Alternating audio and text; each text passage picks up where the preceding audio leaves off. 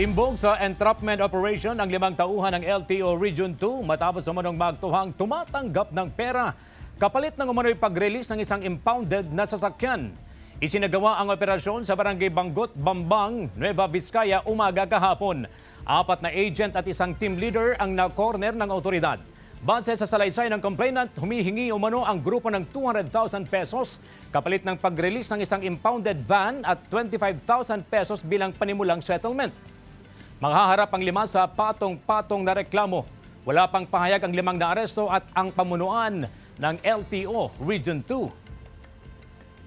Bali, ang nangyari po dyan, may nag-report po na citizen wherein yun nga po may na-impound na van and then nung tinutubos nila ay parang gusto i-shortcut nung mga agent ng LTO sa kung saan hindi na magbabayad ng 200.